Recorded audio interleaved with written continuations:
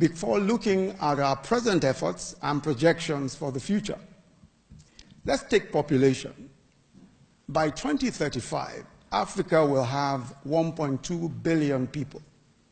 Nigeria, its most populous country, will become the fourth most populous nation in the world. Over 50% of that number will be young persons under the age of 25. Today, 60% of the unemployed in Africa are young people. And if we do not change the trajectory of our socioeconomic development, we would have millions of jobless young people in the prime of their lives. And we will see that that number will be largely illiterate and poorly trained. The workforce will be ill-equipped to man any industrial revolution or take advantage on scale of technology. The anger, disillusionment, and hopelessness of these young people will drive social unrest, compel more desperate migration northwards, and present a fertile recruiting ground for extremist groups and ideologies.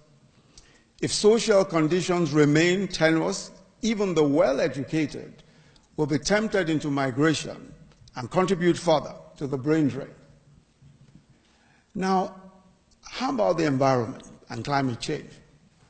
So it's generally agreed that although Africa has contributed least to global warming, it is and will suffer most of its consequences.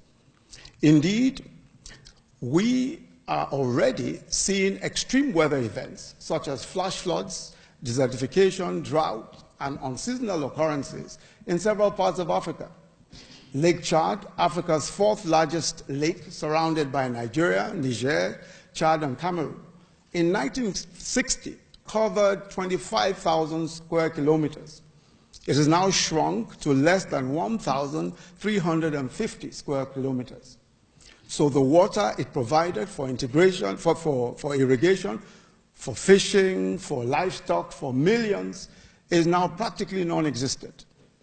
Lake Tanganyika in East Africa, and that's one of the oldest lakes in the world, located in the western branch of the Great African Rift Valley, flowing through countries like Tanzania, the Democratic Republic of Congo, Burundi, and Zambia, was recently declared the threatened lake of 2017. Why? Lake Tanganyika is adversely affected also by human activity in the form of climate change, deforestation, overfishing, and hydrocarbon exploitation. Again, clearly, if we maintain the same trajectory and we don't implement an aggressive plan for the environment, Africa might be the place where the perfect storm will occur. And what's the perfect storm? It is that apocalyptic event predicted by John Beddington, the former scientific advisor to the UK government.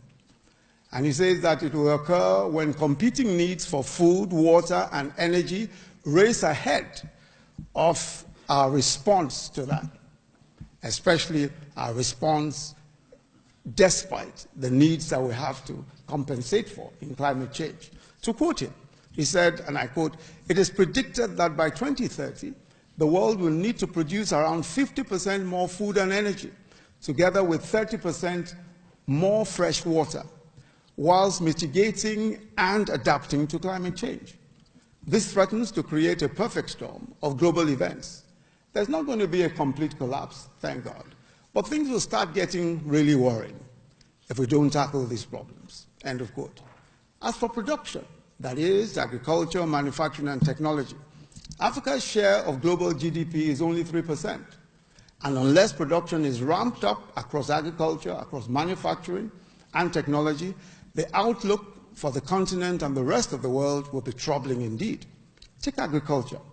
Agricultural production and productivity is well below full potential. Although the continent has 65% of globally available arable land, up to 50% of it is uncultivated. Assuming we continue at the pace we're going now, Africa will be unable to feed its own population and will lack the resources to import.